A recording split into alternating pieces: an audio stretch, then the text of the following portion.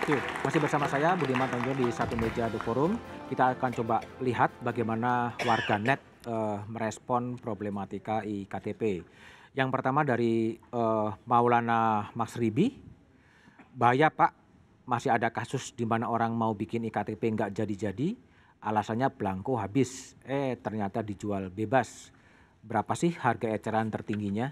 Itu dari yang kedua dari Irfan Wahyuda.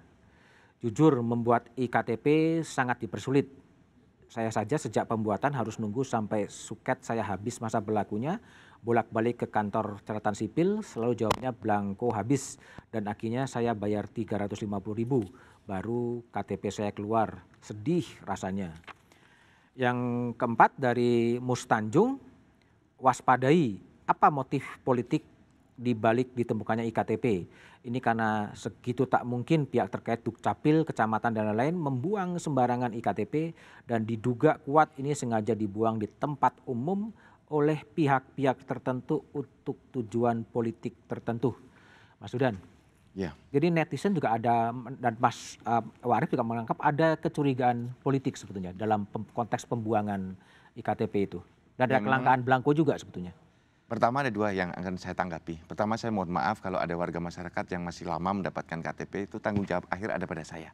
Nah sekarang sistemnya sudah lebih baik, belangko tersedia. Jadi kalau masyarakat ada yang masih mau megang suket, segera datang ke Dinas Dukcapil. Jangan di kecamatan Mas, karena di kecamatan itu tidak ada printernya. Jangan di kecamatan tapi Dukcapil ya? Langsung ke Dinas Dukcapil di kabupaten. Nah itu bisa cek lewat call center di 1.500 537. Sudah jadi atau belum? Ya, cek. Kemudian yang kedua, memang kami memiliki analisis menunjukkan ada indikasi yang kuat di duren sawit itu merupakan tindak pidana. Tindak pidana? Ya, karena rasanya tidak ada staf kami membawai lebih dari 60.000 staf sampai di kecamatan, itu yang punya niat buruk atau secara lalai gitu, membawa kemudian dibuang, oh saya lalai lupa membuang, itu pasti aspeknya dolus, kesengajaan. Oke, baik Mbak Titi, sistemnya sudah baik gitu kan, tapi kan ternyata juga gudangnya dan lain sebagainya juga masih agak berantakan, gimana? Ya, kalau kita baca Undang-Undang Adminduk itu kan luar biasa ya, bahwa data-data yang di dalam KTP elektronik itu adalah data perseorangan yang seharusnya juga dilindungi. Tetapi sebagai sebuah dokumen yang diproduk oleh negara dan menunjukkan identitas kita. Sekarang ini KTP elektronik bukan hanya dokumen kependudukan, bahwa identifikasi sebagai warga negara dan untuk mendapatkan hak pun menggunakan KTP elektronik, termasuk untuk hak pilih ya. Tetapi kemudian kalau perlakuannya begitu sederhana, agak miris misalnya KTP invalid, walaupun invalid ya di dalamnya kan ada informasi dan bisa saja menjadi alat untuk kejahatan, disimpan di dalam atau storage penggudangannya begitu sederhana.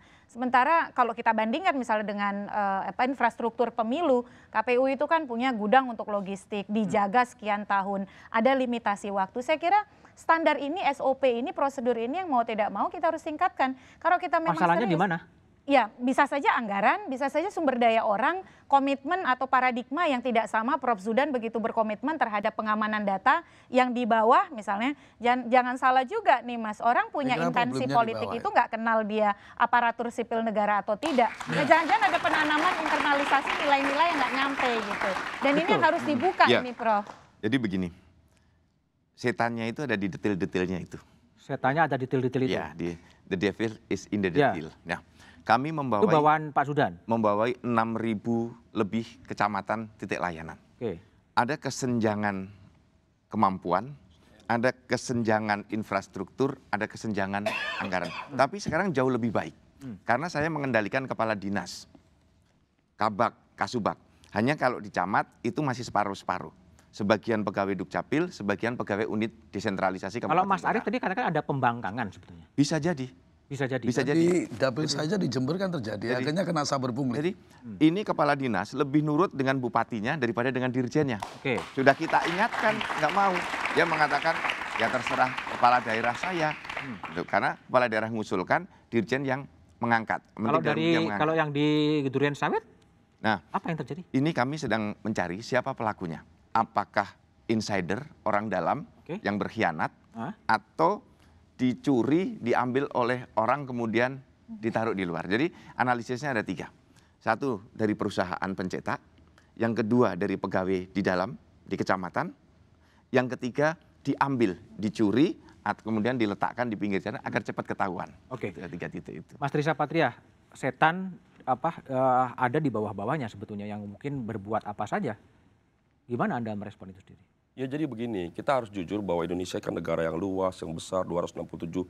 Banyak hal ya. Masalahnya di mana? Masalahnya ada pada SDM. Sesungguhnya ujung masalah pada bangsa ini pada SDM.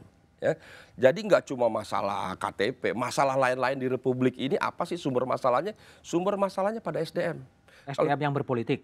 Bukan, nggak ada hubungan sama politik ini.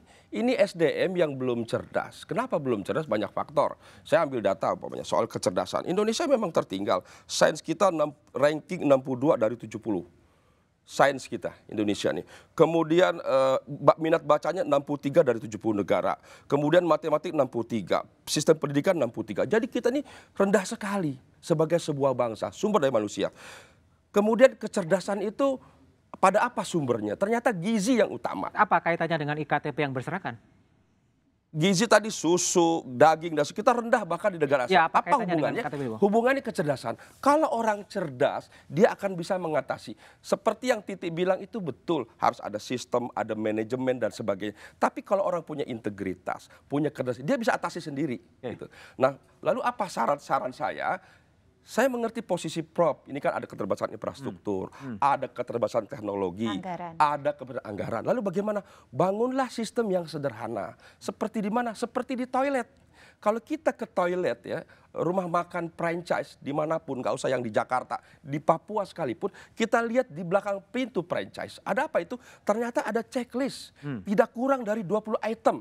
Umpamanya lantainya sudah dibersihkan atau belum, ada tisunya, ada sabunnya, semua checklist. Jadi Prof. Cudan dengan anggaran yang terbatas, dengan edaran, dengan juknis yang sederhana, bisa diedarkan, mereka wajib mengisi itu. Sehingga terlihat tadi berapa yang invalid, disimpan di mana. Kalau perlu didetailkan apakah sudah terjaga dengan baik, siapa yang dibuat saja. Itu manajemen yang sangat sederhana untuk mengatasi masalah dengan keterbatasan anggaran, teknologi, dan infrastruktur. Oke, baik Mas Arief Wibowo. Sekarang ini kan ada distrust ya, ada orang yang galau, ada orang yang ini gimana ya menyongsong pemilu. Apa yang Anda sarankan agar kepercayaan publik menjelang 17 April 2019 itu bisa kembali pulih sebetulnya? Ya, saya kira menyangkut soal layanan administrasi dasar kependudukan, berkali-kali sebagai partai utama pemerintah kita mengingatkan agar lebih fokus, lebih keras ya Kementerian Dalam Negeri, CG Ditjen Minduk ini untuk menertibkan ke bawah. Karena memang tidak bisa dipungkiri faktanya adalah di banyak tempat ini memang masih terjadi kalau mau bayar ya cepat, kalau tidak bayar undang-undang menyatakan gratis. Ya, tapi layanan di kabupaten kota tertentu masih ada begitu. Kalau bayar jadi KTP-nya. Kalau tidak bayar dibilang belangkonya nggak ada. Nah yang begini kan memang harus dikontrol. Karena itu saran saya ada task force yang mobilitasnya tinggi untuk mensupervisi semua kabupaten kota, memastikan bahwa dalam hal layanan dasar administrasi kependudukan terutama KTP elektronik ini bisa dilayani, masyarakat dilayani dengan baik supaya nanti tidak ada masalah yang kemudian menjadi masalah politik. Jadi sebab ini adalah syarat bagi setiap orang untuk datang ke TPS menggunakan hak pilihnya membawa KTP elektronik. Oke, Mas Firian Aziz, tadi Mbak Titi mengatakan situasi psikologi politiknya galau. Jangan-jangan ini berpengaruh kepada kesuksesan pemilu 17 April 2019 dengan partisipasi politik yang kemudian juga rendah. Gimana saran atau langkah KPU untuk kembali membangkitkan optimisme publik bahwa IKTP ini bisa selesai meskipun masih ada karut-marut seperti ini? Langkah yang kami lakukan adalah transparansi. Jadi setelah tanggal 15 mudah-mudahan tidak ada kendala, 15 Desember ditetapkan DPT, kami upayakan secepat mungkin, paling lambat awal Januari, pemilih per TPS bisa diakses oleh publik. Jadi misalnya ada dugaan, karena misalnya KTP palsu, sehingga masuk datanya orang yang nggak ada, itu bisa diketahui, bisa dilaporkan, akan kami hapus. Yang kedua, kami berharap di Undang-Undang 7 tahun 2017 pasal 201 ayat 8, di situ ada ketentuan pemerintah memberikan data kependudukan yang telah dikonsolidasikan setiap 6 bulan sekali. Nah, kami berharap untuk mencegah itu, kan Dukcapil terus berproses.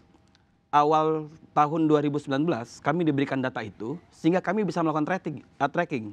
Karena nanti akan berjalan setelah DPT ada DPK. Bisa saja DPK-nya ini kemudian misalnya diduga KTP palsu. Itu bisa langsung secara otomatis kita tracking. Nah, kita juga berharap untuk pemerintah, idealnya adalah seluruh warga negara Indonesia sudah memiliki KTP elektronik. Laporan tadi kami masih mendapatkan informasi sejumlah warga negara, katakanlah tadi kami menerima rombongan dari Lampung. Ada sekitar 9.000 masyarakat Indonesia tinggal di hutan register yang belum punya sama sekali dokumen kependudukan. Pengakuannya, tentunya kami juga tidak sepenuhnya percaya. Ini perlu ditindaklanjuti. Nah, kami berharap katakanlah dengan kasus ini, bagaimana kita bahu-membahu entah itu partai penguasa atau partai oposisi jajarannya di seluruh Indonesia, bahu-membahu ini tidak ada yang diuntungkan. Mari kita selesaikan bersama-sama bila perlu.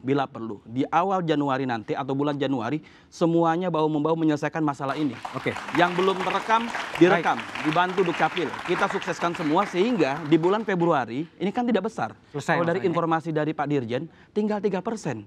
Tak elok rasanya kalau gara-gara 3%, 97% ini dianggap, mohon maaf, dianggap tidak bermakna. Ini kan hanya tinggal 3%. Kami meyakini kalau kita kerja bareng, gotong royong, kita semua sama-sama menyelesaikan ini, akan selesai. Dan pemilu bisa dilaksanakan dengan baik. Prof. Zudan, Mas Arief, Mbak Titi, dan Mas Risa Patria. Diperjualbelikannya belangko IKTP, serta tercecernya IKTP kadaluarsa dapat merongrong kredibilitas pemerintah maupun pemilu 2019. Untuk itulah audit dan penyelidikan menyeluruh diperlukan. Selain untuk mengungkap apa yang sebenarnya terjadi, langkah itu diperlukan untuk memulihkan kredibilitas IKTP dan pemilu itu sendiri. Demikian Satu Meja The Forum malam ini. Sampai jumpa pekan depan. Selamat malam dan terima kasih.